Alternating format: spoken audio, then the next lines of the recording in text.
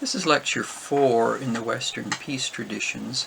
I'm going to touch on the Roman just war theory, then conclude with the lost salmon run, a short story from Pauline Johnson's Legends of Vancouver.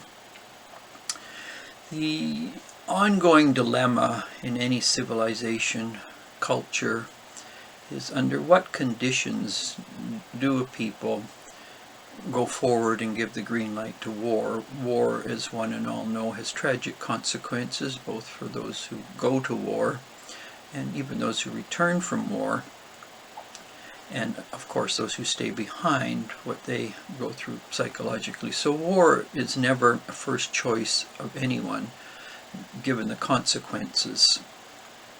And so the arguments for going to war, beyond just a crude nationalism, have to be fairly subtle, and then how they are to be interpreted are significant. There have been two extremes in dealing with the war-peace issues. One would be the dovish perspective, which is a form of absolute pacifism, and that can be parsed in a variety of ways, but the end product is that violence is something that should never be used in the midst of conflict, because the human journey is always ripe and rife with conflict, disagreements, opposition. It's how we handle conflict, clashes of perspective, butt-horning between temperaments. And so the pacifist position, both interpersonally and at a larger political stage, is that conflicts can be resolved where there are good-hearted people, good intentions, through diplomacy, through mediation, and that violence not only is not a last resort, but in fact it's not even on the table.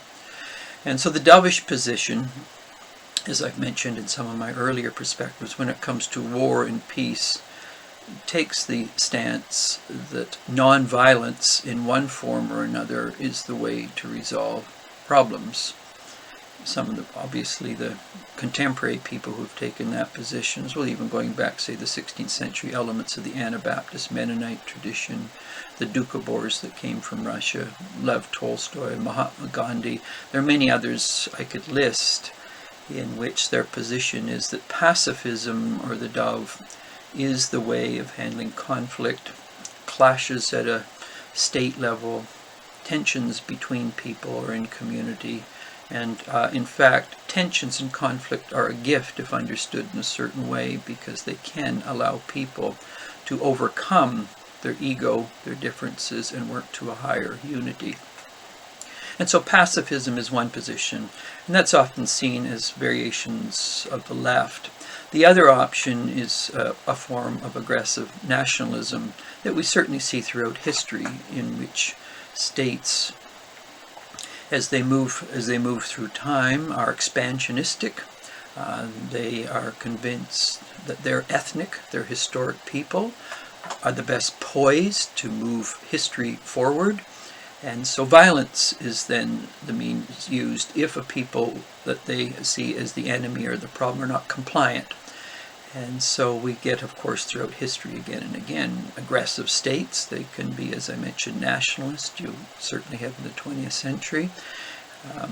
German nationalism, Italian nationalism, fascism, Nazism, Japanese nationalism. You get Chinese nationalism. French Revolution was very, very much about the old order had to go, and the willingness under the Napoleon later, but earlier, 1789 and forward, violence is the means of overcoming the old order, the old aristocratic order, the ancient regime in that sense. And so the notion that pacifism or diplomacy is the way forward to resolve conflicts, this is usually short-circuited through big armies and militarism as the way forward. Now, as I mentioned earlier, most people are hesitant to go to war, just for the simple reason, unless they are naive and they idealize it without any real sense of what war is like and the implications on soul, society, relationships. They're very hesitant to go to war. And so there is this middle position that we would call just war theory. And this is very important in the Roman tradition as we're moving through the history of Western peace traditions. As Rome moved from a republic which it had its own internal conflicts, of course, but it attempted to resolve at their best through nonviolence. Of course, there was violence within Rome itself. Anyone who studies early Republican Roman history knows of the clashes within the Republican tradition at both level of theory, parties vying for power. But as Rome moved from a republic to expansionism, to become an empire, some of the more thoughtful Romans, their question is under what conditions do we legitimately go to war both within the emerging empire and the expansionistic tendencies that Rome was very much a part of it as it became an empire, spread throughout Europe, moved across the Mediterranean into India, Northern Africa, obviously, Egypt being a great enemy and threat to them, and moved up into what today we call the United Kingdom. And so people like Cicero and Seneca, their concern was, how do we limit or put a leash on the dog of imperialism, but recognizing that pacifism is not always the answer to resolving conflict. And so within key thinkers of the Roman just war theory tradition, which is used today as much as it was then, key thinkers had to grapple with justification for war and why one would go to war and what's the criteria for going to war, and then that criteria itself can be used for hindering or putting a brake on countries going to war. So just war theory is significant in the larger war peace issue. I want to look at two elements of just war and then the broader criteria by which it's allowed. So the first element is the right to go to war. So when is it legitimate for a country to go to war? At one level, if they're being invaded, does a country have a right to defend itself against invasion? And in just war theory, the argument is, of course, it does. The other element is what happens within a state when they see weaker states or lesser states being invaded.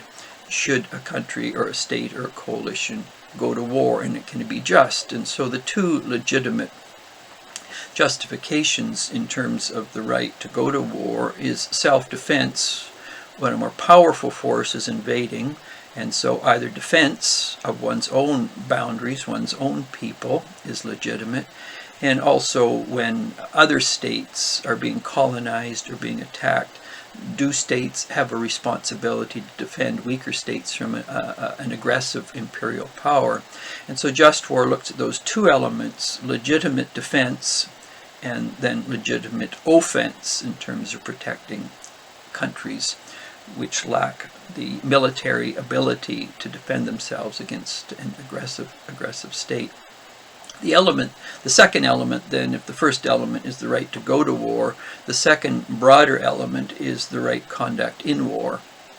So inevitably when people make the decision that in fact war is necessary, pacifism is not the answer, you do not want to move in the direction just aggressive violence, and so when is war legitimate? And so then what is the right conduct within war itself, and when does any military exceed that legitimate conduct in terms of treating the other, the enemy, the opposition, and then how are prisoners to be treated within war other than a savage, brutal mistreatment, and of course some of the carnages and horror stories of war in terms of the misconduct in war itself. And so there are these rules of the right to go to war and then right conduct within war itself. Again, this middle way, or via media, is an attempt to find a position which recognizes that the path down pacifism is good and right.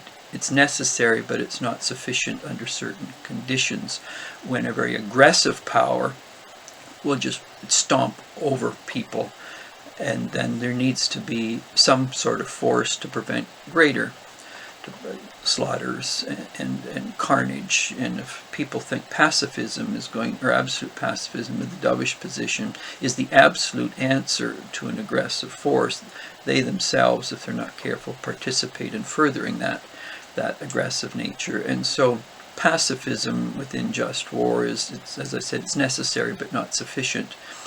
and on the other hand, a certain wariness of an aggressive nationalism, which of course history is replete with as empires rise and fall and rise and wax and wane. That's the cycle of states. They have their moment in the sun, they then go down, and then another state will rise, increasing in power, and it has its moments in the sun.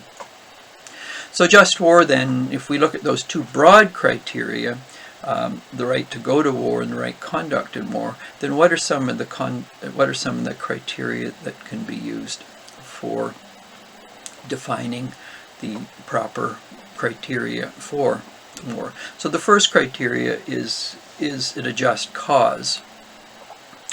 And so the whole idea of just cause really, to some degree, hinges on, is it right to defend ourselves? Is it just to defend the people within a state? And when invasion takes place, and so it's like even domestically, police, it's just cause. When violence takes place, or when there's crime, there's a just cause to deal with people like that. Or when a state declares war on another state, is it just? And what are the criteria for just cause? And so war just cannot be declared unless some understanding of just cause is articulated, and that usually hinges on one's own people, borders, and then others who may be victims of others. The second would be comparative justice. And so, of course, the definition of just cause can be flexible often. It's often protean in that sense. So how do we compare what is legitimate or comparative justice? For justice to one state may be quite different for justice to another. If a person comes from an ethnic nationalism, they perceive justice as that which protects their own ethnicity, their own history, their own language, their own culture. Other people from a comparative justice would say, listen, there are multiple ethnicities in any state. So the notion of going to war in comparative justice, various traditions, for example, the American, the Chinese, Middle Eastern cultures, African in our modern world, who defines justice, given there can be a collision of understandings of justice, and so one country's understanding of justice may be quite different than another understanding of justice. So in our contemporary sense, Chinese understanding of justice is very, very different, and for example, in its treatment of the Tibetans, its treatment of Muslims in China. We're looking at Hong Kong at the present time. Its understanding of what justice is and its right to treat certain people in a certain way and make life difficult in other places like Hong Kong is quite different than, say, a certain European understanding of justice, of liberty and democracy, or Canadian or American. American aggressive understanding of justice, that liberty and democracy is the only way to go, often is rhetorically a form of just smuggling in an imperial ideology. And so comparative justice, is it ethnic? Is it liberty and democracy? If so, whose definition? And so going to war is about what is being defended, an ethnicity, an ideology. And so there's a variety of understandings of compare. And so in just war, that has to be thought through. The right intention. And inevitably, of course, everyone's intentions can be complex. Motives are layered. But at least at a minimal level, the intention should be good, rather than aggressive, rather than bellicose, rather than a variety of other intentions. It should be, to some degree, to bring peace.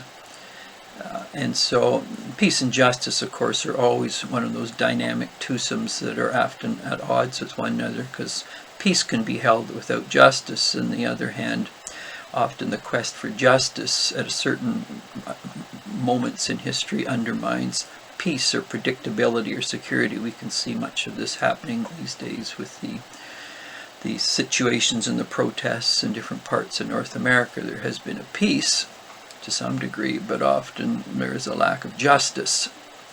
And so often in the name of justice, the intention to bring about greater justice when it has not been actualized and the intention is good, it undermines peace, some sort of predictability and order, and inevitably the clash between those who see themselves as concerned with justice is going to undermine order, and that, of course, will then bring out a political right, which is more about order and predictability and stability. And so intention is very important. People often come to these difficult issues that lead to clash, that lead to conflict, with good intentions, and the political right and left, which is very important, at their best, see themselves as having the best intentions, and so right intention cannot be the only criteria itself. Probability of success is another, and so any state that's going to engage in war and violence, it has to weigh very careful what's the probability of success. So, for example, when the United States went into Libya, when they go into Iraq, Afghanistan, what's the probability of success? Well, if you have a weak state like Libya, complex state like Iraq, or even more so Afghanistan, what's the probability of success? Or earlier, the Vietnam War, what's the probability of success? Obviously, the probability of success is very great where you have a complex state which is diffuse, and a weak leader who's often very, very much not in control. Probability of success is good. If you have like Afghanistan, we have many tribal leaders, the probability of success is very small. Same with Vietnam. And so declaring war in certain states, probability of success is good, and they're likely to be in and out fairly quick, and casualties are to be minimal.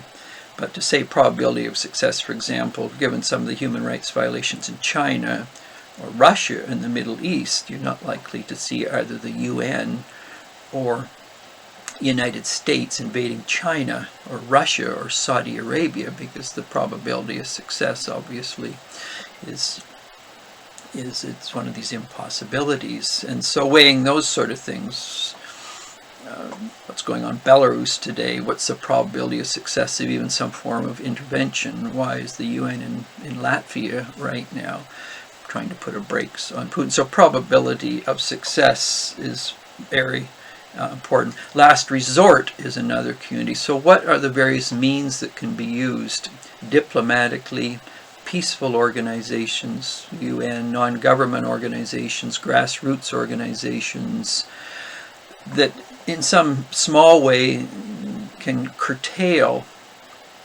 the need to go to war. And so often many of these means of limiting going to war in too hasty a manner, the last resort in terms of going to war, is another criteria that's very important in these criteria. And then proportionality is significant as another criteria. How many lives are likely to be lost? Who's likely to be affected the most? What's going to be the impact on people coming back from war? What's the situation of families who stay behind, people who do come back, post-traumatic stress issues? And so the proportionality of the consequences of war and those in war is yet another criteria. And so just war theory very, very much tries to, as I mentioned earlier, ask two general criteria. What is the right to go to war, and when is it legitimate?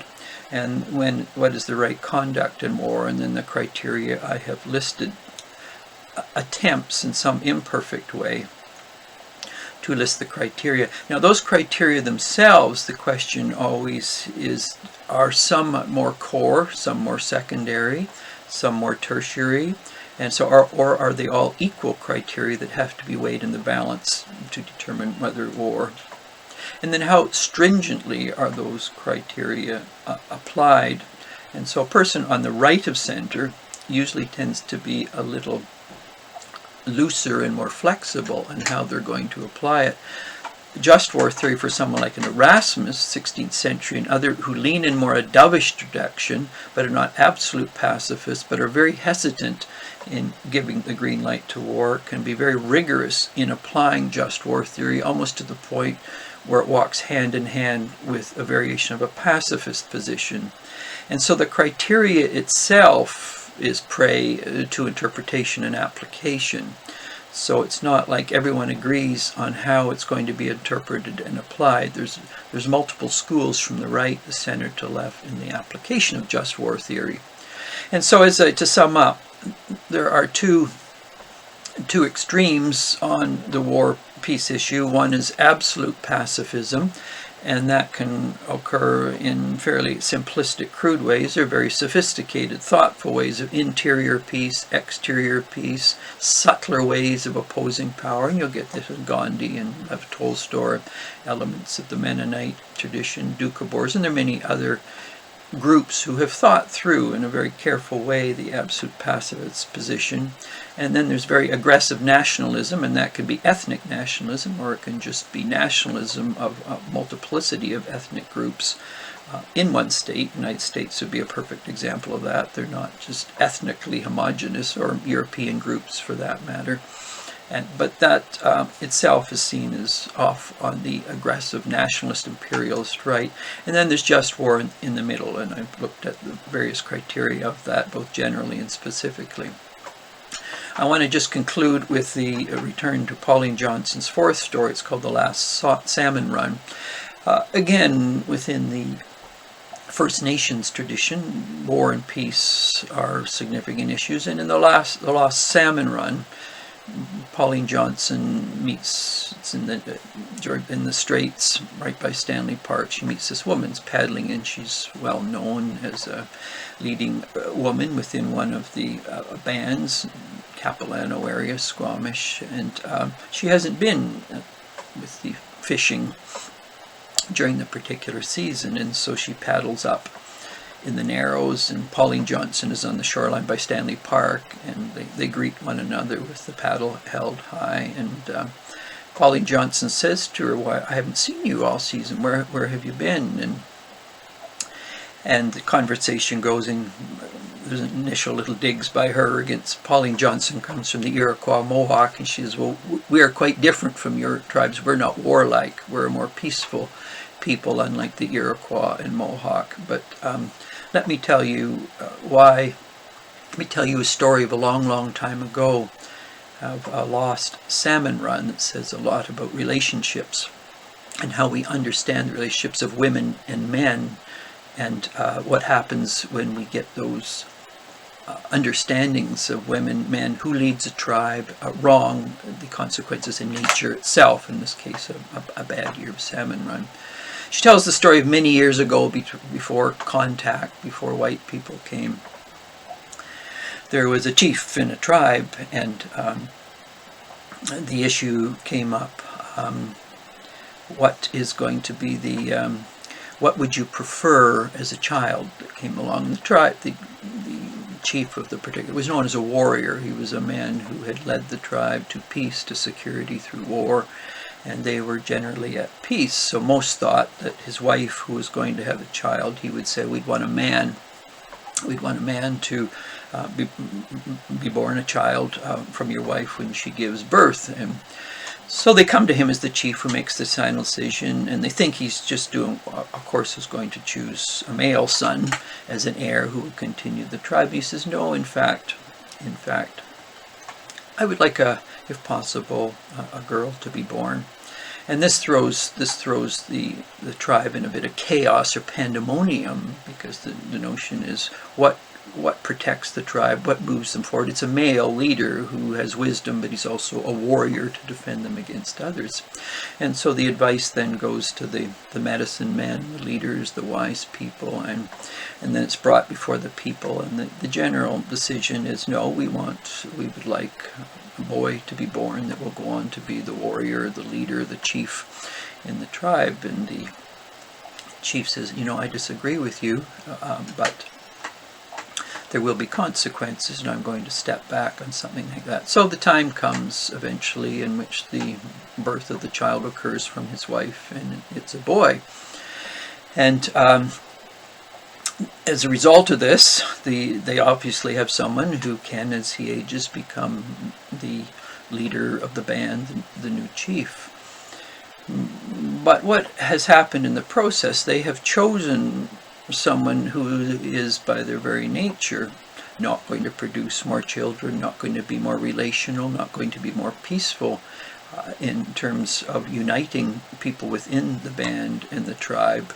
And it's women who, of course, give birth. They're the ones who bring, so the argument goes, a much greater peace, relational integrity. The men are much more out there battling, warring, bringing things together.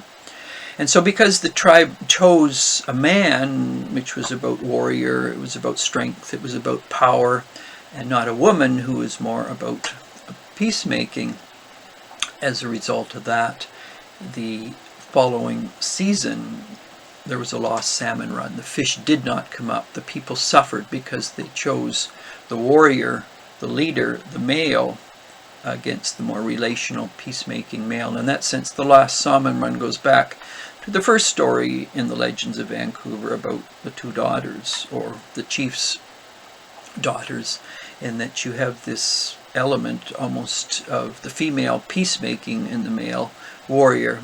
In one sense, obviously, it's a simplification of both the feminine and the male.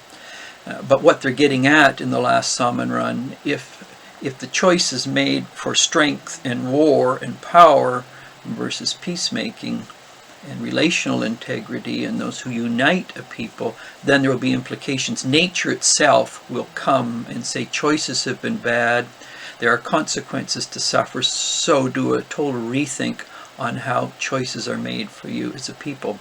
So the last salmon run in that sense is the fourth of the Legends of Vancouver, very much, again, in one sense, at a deeper level, between war and peace, and hence fitting in very nicely to the course itself.